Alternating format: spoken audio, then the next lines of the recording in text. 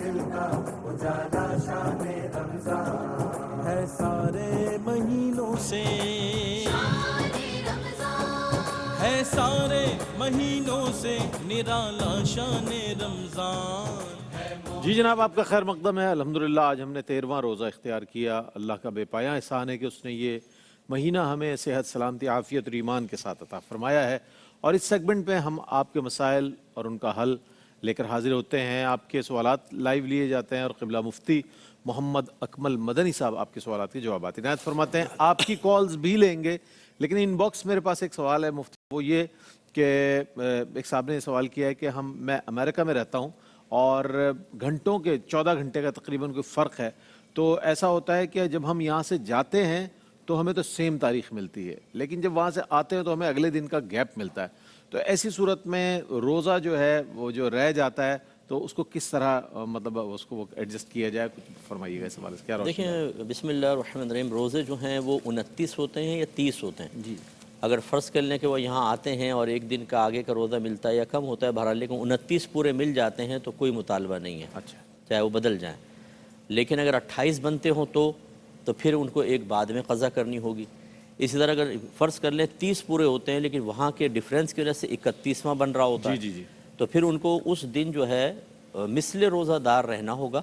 مثل روزہ دار۔ مثل روزہ دار، کھائیں پئیں گے نہیں لیکن روزے کی نیت نہیں کریں گے، کیونکہ روزے 30 ہی ہوتے ہیں، 31 کا تصور ہی نہیں ہے، تو یوں ایڈجسٹ کریں گے۔ تو مثل روزہ دار کے لیے کیا حکم ہے سحری اور افطاری کا؟ مطلب وہ کھائیں گے پیئیں گے نہیں؟ مطلب کھانا چاہے کھا لیں، پھر پورا دن جو ہے وہ احترام رمضان اور ویسے مثل روزہ دار کے رہنا چاہیے ان کو، پھر وہ بعد میں افطار جیسے کرتے ہیں کر لیں، لیکن روزے کی نیت نہیں کریں گے، ورنہ 31 روزے ہو جائیں گے، اس کا کوئی تصور نہیں ہے۔ ٹھیک۔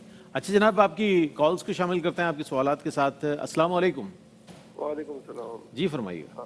جی سر، مفتی صاحب کو بہت بہت سلام۔ ماشاءاللہ پروگرام ہم دیکھتے ہیں روز، بہت شکریہ۔ ماشاءاللہ بہت ہی زیادہ مفید معلومات اس سے ملتی ہے۔ میرا سر سوال یہ ہے کہ میری 4:30 بجے فلائٹ ہے، مدینہ شریف حاضری ہے، عمرے کا پروگرام ماشاءاللہ ماشاءاللہ۔ تو 4:30 بجے صبح کی ٹائم پہ حاضری فلائٹ میں ہم بیٹھیں گے اور وہاں مدینہ شریف پہنچیں گے تقریباً 6:30 7 بجے۔ جی بالکل۔ تو جو فجر کے وقت کا تعین کیا کرے، کیونکہ یہاں ہم روزہ تو بند کر لیں گے چلے احتیاطاً، لیکن پھر فجر کے لیے کیا تعین کرے؟ وہاں پہنچیں گے تو فجر نکل چکی ہوگی، یہاں بیٹھے ہوں گے تو فجر کا وقت کیوں ہوا ہوگا؟ تو رہنمائی کرتے ہیں۔ جی بہتر شامل کرتے ہیں۔ ایک اور کالر ہے ہمارے ساتھ۔ السلام علیکم۔ السلام علیکم۔ وعلیکم السلام، سوال بتائیے گا۔ اچھا، میرے مفتی صاحب سے یہ سوال ہے کہ جو 2 سجدوں کے درمیان جو دعا پڑھی جاتی ہے، تو کیا وہ دعا صرف فرض نماز میں پڑھیں یا مطلب فرض میں پڑھیں گے یا سنت میں بھی پڑھنا ہے؟ ٹھیک ہے۔ اور دوسرا سوال یہ ہے کہ جو اگر والدہ مطلب کا انتقال ہو جائے تو کیا ان کے روزوں کا فدیہ ان کی اولاد لے سکتی ہے؟ اگر مستحق ہے، جیسے بیٹا بیٹی مطلب کوئی لے سکتا ہے؟ ایک یہ، اور ایک مفتی صاحب سے پوچھے گا کہ یہ عشاء کی رکعت جو ہے، رکعتیں جو ہے عشاء کی نماز میں کوئی 11 مطلب جیسے پڑھی جاتی ہے، 17 ہے، تو ایکچوئل رکعتیں پڑھائے کہ جو ہم پر مطلب پڑھنی چاہیے تو کل کتنی رکعتیں پڑھنی چاہیے؟ شامل کرتا ہے آپ۔ ایک اور کالر ہے۔ السلام علیکم۔ وعلیکم السلام۔ رئیس بھائی کیسے ہیں؟ الحمدللہ، سوال بتائیے گا۔ جی میں بلوچستان سے بڑا ہوں، الحمدللہ میں مفتی صاحب کو بہت شوق سے سنتا ہوں، الحمدللہ مفتی صاحب کا اندازہ ہی بہت ہی اپنا ہے۔ السلام علیکم مفتی بارگاہ، مفتی صاحب کے بارگاہ میں بھی السلام علیکم۔ وعلیکم السلام ورحمۃ اللہ۔ جی سوال بتائیے گا۔ جی میرا سوال یہ ہے کہ ہم نقد ایک چیز 40,000 میں لیتے ہیں، ٹھیک ہے، اگلے سال کے لیے ہم اس کو 70,000 میں یا 80,000 میں دیتے ہیں، تو کیا یہ سود کے زمرے میں آتی ہے؟ اور دوسرا سوال یہ ہے کہ اس سال فطرانہ کتنا ہے، کیا ہم فطرانہ مسجد میں دے سکتے ہیں؟ یہ 2 سوال ہیں مفتی کے بارے میں۔ ٹھیک ہے جناب، ٹھیک ہے، شامل کرتے ہیں آپ کے سوالات کو۔ جی بس صاحب کیا رحمان فرمائیں؟ جی ایک تو فجر کا وقت جو ہے وہ فلائٹ کے اندر ہی کیونکہ آ جائے گا، وہاں پہ نکل رہی ہے، یہاں پہ وقت ہوا نہیں، تو درمیان کے اندر ذرا دیکھتے رہیں، کیلنڈر وغیرہ رکھ لیں، تو جہاز کے بیچ میں جب آپ کو گمان ہو کہ فجر کا وقت شروع ہو چکا ہے تو پھر وہاں پر آپ کو جہاز میں پڑھنا فرض ہے۔ اور 2 سجدوں کے درمیان دعا جو ہے وہ امام تو زیادہ طویل دعا نہ پڑھے ورنہ مقتدیوں کو تشویش ہوگی، ورنہ اگر علیحدہ پڑھ رہے ہیں یا جیسے خواتین کا مسئلہ ہوتا ہے تو فرض ہوں، نفل ہوں، سنت ہوں، درمیان میں دعا پڑھ سکتے ہیں۔ اور والدہ کے انتقال پر جو فدیہ دیا جائے گا وہ اولاد نہیں لے سکتے، اچھا، نہ بیٹا بیٹی، نہ پوتا پوتی، نہ نواسا نواسی، وہ کسی اور کو ہی دینا ہوگا۔ ہاں بہن کو دے سکتے ہیں، اگر کوئی اپنے نکال رہا ہو تو بہن کو، بھائی کو دے سکتے ہیں، لیکن والدہ کا اولاد کو نہیں دے سکتے۔ ٹھیک ہے۔ اور اسی طریقے سے انہوں نے پوچھا کہ عشاء کی جو ہے ویسے تو فقہا نے 17 رکعتیں لکھی ہیں، لیکن جیسے پہلی 4 ہیں سنت غیر موقدہ، اگر کوئی تھکن وغیرہ کا شکار ہے ان کو چھوڑ سکتا ہے اور آگے کے 4 نفل چھوڑ دے، تو بس پھر وہ باقی 4 فرض 2 سنت اور 3 وطر اتنی اگر پڑھ لیں گے تو بھی کافی ہے۔ اور نقد میں اگر یہ 40,000 کا مال لیتے ہیں، ادھار میں 70,000 کا دیتے ہیں، اس میں کوئی حرج نہیں ہے، دے سکتے ہیں، بلکہ ایک ہی شخص سے جیسے سودا کر رہے ہیں وہ کہے کہ اگر نقد لوگے تو 40,000 کی اور ادھار لوگے تو 70,000 کی، اس میں سود کا کوئی تصور نہیں ہے، کیونکہ اس میں 40,000 ہوں یا 70,000 وہ شے کا ہی بدلہ ہیں۔ سود کی تعریف یہ ہوتی ہے کہ ایسی زیادتی جو کسی شے کا بدلہ نہ ہو اور مالی معاملہ کرتے ہوئے اس کو مشروط ٹھہرا لیا گیا ہو، ٹھیک ہے نا، مشروط تو ٹھہرا رہے ہیں لیکن چیز کا ہی بدلہ ہے وہ، تو لہٰذا کوئی اس میں سود کا عنصر نہیں، ٹائم پیریڈ بڑھ رہا ہے اس لیے پیسے بھی بڑھ رہے ہیں، بس یہ وجہ ہوتا ہے۔ اور فطرانہ جو ہے اس دفعہ احتیاطاً 300 روپے ہے، اور مسجد میں ڈائریکٹ نہیں دے سکتے، اس کو بھی وہی مالک بنانا ہوتا ہے جیسے زکوٰۃ کا مصرف ہے۔ ہاں اگر مسجد والوں کو یہ کہہ کر دے دیا کہ آپ خادم صاحب، مؤذن صاحب یا جو بھی مستحق ہے مسجد سے متعلق اس کو دے دیجیے گا اور وہ ذمہ داری لے لیتے ہیں تو پھر کوئی حرج نہیں ہے، ٹھیک ہے۔ ٹھیک، کالرز ہیں ہمارے ساتھ۔ السلام علیکم۔ السلام علیکم۔ جی وعلیکم السلام، سوال بتائیے گا۔ جی میرا سوال یہ ہے کہ میرے والد صاحب کو یورین بیگ لگا ہوا ہے، تو اس کے دوران کیا وہ نماز پڑھ سکتے ہیں مسجد میں یا گھر میں؟ ٹھیک ہے۔ اور میرا دوسرا سوال یہ ہے کہ ہم نے جو ہے سرٹیفکیٹ لیے ہیں وہ بینک میں جمع کروائے ہیں، اس میں ہمیں ہر مہینے الگ الگ پروفٹ ملتا ہے، مطلب الگ الگ حساب سے ملتا ہے، تو وہ لینا جائز ہے یا نہیں؟ ٹھیک ہے۔ اور تیسرا سوال میرا یہ ہے کہ ہم نے جو سونا لیا ہوا ہے اسے ہمیں یاد نہیں ہے کہ ہمیں سال کب پورا ہو رہا ہے، کبھی کس مہینے میں لیا ہے کبھی کس سال میں لیا ہے، تو کیا ہم ان کی ایک ساتھ زکوٰۃ نکال سکتے ہیں؟ ٹھیک ہے، ایک اور کالر ہے۔ السلام علیکم۔ السلام علیکم۔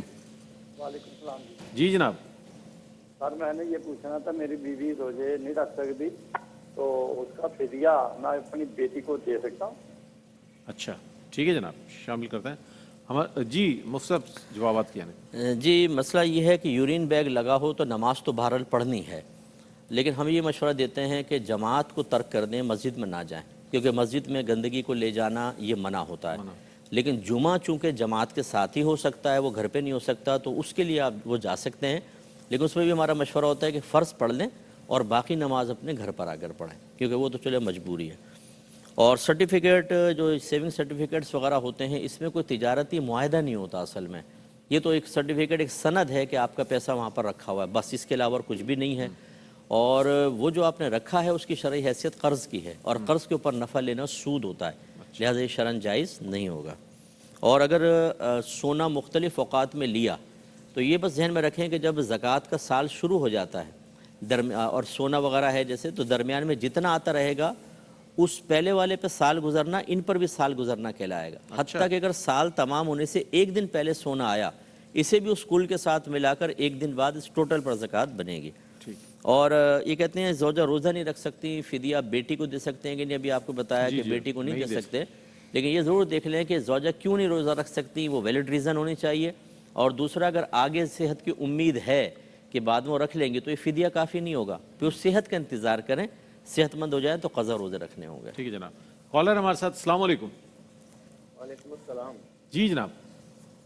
جناب یہ فطرانے کے بارے میں یہ پوچھنا تھا کہ فطرانہ کسی مدرسے میں یا مسجد میں دیا جا سکتا ہے، کسی اور حقدار کو دیا جا سکتا ہے؟ ٹھیک ہے جناب، شامل کرتے ہیں۔ ایک اور کالر ہے۔ السلام علیکم۔ جی السلام علیکم۔ وعلیکم السلام۔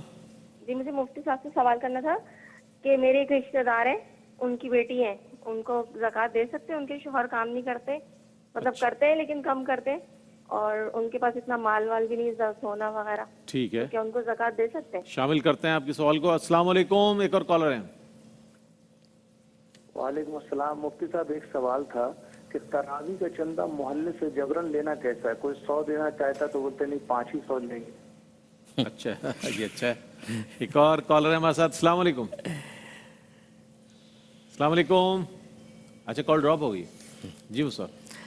جی یہ مسجد یا مدرسے میں فنڈ دے سکتے ہیں، یہ فطرہ دے سکتے ہیں، جب مسجد کو ادبی بتایا کہ وہاں پہ کیونکہ یہ شرعی فقیر کو مالک بنانا ضروری ہوتا ہے تو مسجد والوں کو بتا دیا جائے، اور ایسی مدرسے میں اگر واقعی صاحب علم لوگ ہیں تو پھر کوئی مسئلہ نہیں، آپ ان کو بلا جھجک دے دیں، وہ انشاءاللہ شرعی ہیلہ کر کے ہی طلباء پر خرچ کریں گے، لیکن یہ ضروری ہے کہ صاحب علم لوگ ہونے چاہیے۔ بعض اوقات حفظ و ناظرہ کا مدرسہ چل رہا ہوتا ہے اور انتظامیہ میں صاحب علم لوگ ہوتے نہیں ہیں، تو اس لیے ان کو پہلے ان سے کنفرم کر کے پھر ان کو دیا جائے۔ اور رشتہ دار کی بیٹی کا شوہر کام نہیں کرتا تو اگر نکما نکھٹو ہے تو ایسے شخص کو دینے کا مطلب اور نکھٹو بنانا ہے، اس میں پھر ایسے امداد کریں کہ شوہر کو پتہ نہ چلے، اور وہ بیوی بھی حکمت کے ساتھ شوہر کو مجبور کرے کہ جا کر کام کرو، کام کرے نہیں اور دوسروں کے پھر زکوٰۃ اور فطرے پہ آدمی نگاہ رکھے، یہ شریعت کو مطلوب نہیں ہے، اچھی چیز نہیں ہوتی ہے، خودداری ہونی چاہیے۔ اور تراویح کا چندہ جبراً بالکل نہیں لے سکتے، اور بلکہ اس انداز سے چندہ لینا کہ حافظ جو تراویح پڑھا رہے ہیں وہ ایک تماشا سا بن جائے پوری مسجد میں، یہ بھی اچھی چیز نہیں ہے۔ آپ ویسی مخیر حضرات سے لیں اور عزت کے ساتھ اس کو دے دیں، یہ اچھی بات ہے۔ اب وہ چندہ کریں جی حافظ صاحب کو دینا ہے، حافظ صاحب بھی بیٹھے ہوئے ہیں، سب چندہ کر رہے ہیں، یہ بالکل غیر مناسب طریقہ ہے، ہمارے مذہب اور شریعت کو بالکل پسندیدہ نہیں ہوگا۔ اگر ہمارے بیٹے کو سامنے بٹھا کر کہا جائے اس کے لیے چندہ کریں، اپنے دل پہ ہاتھ رکھ کے کمیٹی خود غور کر لے کیا وہ اس بات کو لائک کرے گی، وہ بھی تو آخر انسان ہے، تو اس لیے اور جبرن تو بالکل نہیں لے سکتے، لیں گے گناہ گار ہوں گے۔ ٹھیک، کالر ہے ہمارے ساتھ۔ السلام علیکم۔ وعلیکم السلام جی فرمائیے۔ بھائی جان، اگر میرے پاس 3-4 تولہ سونا ہو تو کیا اس کے اوپر زکوٰۃ کتنی ہو سکتی ہے؟ اور دوسری بات یہ ہے کہ اگر میں پاکستان میں رہتی ہوں، میرے پاس ریال ہے، تو پھر میں اس پر کتنی زکوٰۃ دے سکتی ہوں؟ اور تیسری بات یہ ہے کہ اگر میں بینک میں پیسے رکھوں تو اس کے اوپر پیسے لینا کیا جائز ہے؟ ٹھیک ہے، ایک اور کالر ہیں۔ السلام علیکم۔ وعلیکم السلام۔ جی جناب۔ میں پوچھنا چاہتا ہوں، بیگم کا اعتکاف بیٹھنے کا بہت زیادہ شوق ہے، اچھا، اور کھانا وغیرہ اس نے پکانا ہوتا گھر میں نا، تو اس کے بارے میں کیا اسلام میں ہے؟ ٹھیک ہے جناب، شامل کرتے ہیں، بہت شکریہ آپ کا۔ جی مصعب۔ جی 3-4 تولہ سونے پہ تو اگر صرف سونا ہے تو زکوٰۃ نہیں ہوگی، اس کا نصاب تقریباً 7.5 تولہ ہے، اتنا یا اس سے زائد ہو تو زکوٰۃ ہوگی۔ لیکن اگر اور جنس کا مال بھی ہے، جیسے چاندی وغیرہ تھوڑی بہت ہے، یا کیش پڑا ہوا ہے، سیونگ ہے آپ کی، یا مال تجارت ہے، تو پھر سونے کی موجودہ قیمت کرنٹ ویلیو نکال کے دوسرے میں اس کو ملا کے پھر کل کی زکوٰۃ نکالنی ہوگی۔ اور ریال وغیرہ ہے تو کوئی مسئلہ نہیں ہے، آپ اس میں دیکھیں کہ اگر وہ 52.5 تولہ چاندی تک ان کی مالیت پہنچ جاتی ہے، جو آج کل کے دور کے اعتبار سے 1,25,000 تقریباً بنتے ہیں، تو بالکل پھر اس کے اوپر زکوٰۃ بنے گی۔ اسے پاکستانی روپیز میں کنورٹ کر لیں، آسان یہ ہے، اور پھر 40 سے اس کو ڈیوائڈ کر لیں، آنسر آئے گا وہ زکوٰۃ ہوگی۔ اور بینک میں پیسے اگر آپ نے اسلامک بینک میں رکھے ہیں تو وہ مداربہ اکاؤنٹ کہلاتا ہے، وہ پھر اس کو تجارت میں لگاتے ہیں، پروفٹ دیتے ہیں، وہ چل جائے گا۔ لیکن عام بینک جو کوئی تجارتی معاہدہ نہیں کرتے، وہ کہتے ہیں آپ رکھوائیں ہم پیسہ دے دیں گے، اب چاہے وہ دکھانے کے لیے کم زیادہ کرتے رہیں پروفٹ کو، لیکن چونکہ پہلے کوئی تجارتی معاہدہ ہے ہی نہیں تو اس کی شرعی حیثیت قرض کی ہی رہے گی، اور قرض پہ نفع سود ہوگا۔ اور کھانا شاید ان کا کھانا پکانے کا شوق ہے ان کو؟ جی کھانا پکانے کا شوق ہے، لیکن اعتکاف کا بھی وہ ہے۔ ہاں نہیں، اعتکاف میں تو خیر نہیں پکا سکتے، اعتکاف میں نکلیں گے تو ٹوٹ جائے گا۔ یا خاتون کے لیے، اچھا خاتون ہے تو بہرحال وہ اپنی ضرورت کو تو پکا سکتی ہے جبکہ کوئی دوسرا لانے والا نہ ہو، لیکن اگر ایسا دوسرا لانے والا ہے تو پھر نہیں نکل سکتی، اور اسی طرح دوسرے کا پکانے کے لیے نہیں نکل سکتے، جیسے جائے اعتکاف سے باہر ہوں گے اعتکاف ٹوٹ جائے گا۔ ٹھیک ہے، کالرز ہیں ہمارے ساتھ۔ السلام علیکم۔ کال ڈراپ ہو گئی جناب، ایک اور کالر ہیں۔ السلام علیکم۔ جی ہلو، جی السلام علیکم۔ جی میرا مفتی صاحب سے سوال ہے کہ میں نے اور میرے بھائی نے 6 سال پہلے ایک پلاٹ لیا تھا فل پیمنٹ سے، جسے ہماری ملکیت ہے، تجارت کی میں سے نفع ہوگا تو بیچیں گے۔ تو 1 سال ہم لوگوں نے زکوٰۃ دی، باقی سالوں میں نہیں دی۔ لیکن علماء سے بات ہوئی، وہ کہتے ہیں ابھی اگر آپ 70 لاکھ کا بیچتے ہیں تو اس پہ 2.5% آپ زکوٰۃ نکالیں تو باقی جو نہیں دی وہ ساری ادا ہو جائے گی۔ کیا یہ بات صحیح ہے؟ شامل کرتے ہیں آپ کے سوال کو۔ ایک اور کالر ہے۔ السلام علیکم۔ وعلیکم السلام۔ فرمائیے سوال۔ وعلیکم السلام۔ جی سوال بتائیے۔ ہاں بھائی، میرا سوال یہ ہے کہ میں کپڑے کا کام کرتی ہوں، اچھا، تو مجھے اس کے اوپر کتنی زکوٰۃ لگے گی؟ 7-8 لاکھ روپیہ، یعنی کہ میری مالیت، میرے پاس ہے زیور بھی 1-2 تولے ہوگا بس، میرے میاں کی تنخواہ 40-50 ہے، وہ گھر کا خرچہ ہی پورا ہوتا ہے۔ اچھا ٹھیک ہے، شامل کرتے ہیں آپ کے سوال کو، بہت شکریہ آپ کا۔ جی سر۔ جی جس نے مسئلہ بتایا غلط بتایا ہے، اگر وہ سیونگ مطلب یہ انویسٹمنٹ پرپس سے اگر وہ پلاٹ لیا تھا تو ہر سال اس پہ زکوٰۃ بنے گی۔ یہ نہیں ہے کہ لاسٹ میں آپ 2.5 نکال دیں تو پھر سب ادا ہو جائے گی، ہر سال اس کی جو کرنٹ ویلیو ہو، کبھی اوپر بھی ہوتی ہے نیچے بھی ہو جاتی ہے بعد اوقات، جیسے آج کل پراپرٹی کے ریٹ گرے ہوئے ہیں، تو ہر سال کا حساب علیحدہ علیحدہ کریں، پھر ٹوٹل اس کا نکالنا ہوگا۔ اور یہ شاید یہ تو چلیں اسی کا ہے۔ اور یہ کپڑے کا کاروبار کرتی ہیں تو یہ مال تجارت ہے، یہ بھی اس کے پہلے اماؤنٹ نکال لیں جو کرنٹ ویلیو ہے، اس کے علاوہ جو آپ کے پاس سونا ہے اس کی بھی ریٹ معلوم کر کے سونار سے ٹوٹل کو ملا کر اور زکوٰۃ نکالنی ہوگی۔ اور یہ ذہن میں رکھیں کہ شوہر اور بیوی کا الگ الگ حساب ہوتا ہے. ٹھیک ہے. شوہر کیا کماتا ہے، اس کے پاس کیا کچھ ہے وہ چھوڑ دیں، یا بیوی کے پاس کیا سیونگز ہیں ان کو ملائیں گے نہیں، وہ اپنا حساب کریں اور وہ اپنا حساب کریں. ٹھیک ہے. کالر ہیں، السلام علیکم. وعلیکم السلام. جی میرا سوال یہ ہے کہ ہماری رشتے دار ہیں، بیوہ ہیں، کہ ان کے بیٹا بہو دونوں صاحب نصاب ہیں، ان کو ان کی ضرورت پوری نہیں کرتے، وہ آپ کما نہیں سکتی، تو ہم ان کو نہ کچھ صدقہ وغیرہ دے سکتے ہیں. اچھا، ابتدائی حصہ آپ کے سوال کا نہیں پہنچا، بہرحال وہ کوشش کریں گے.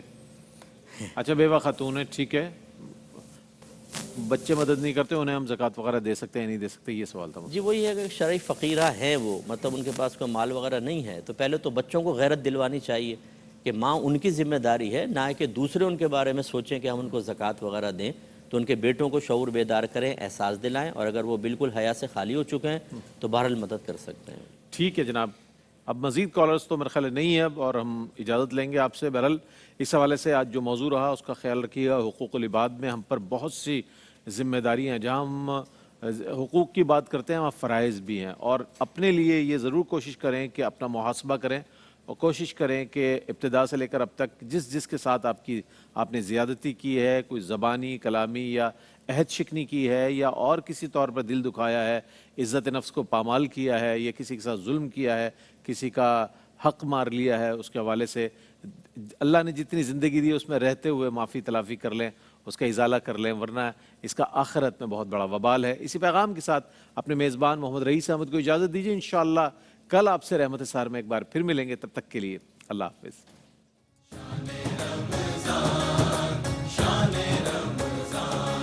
ہے مومنوں کے دل کا اجالا شان رمضان، ہے مومنوں کے دل کا اجالا شان رمضان، ہے سارے مہینوں سے،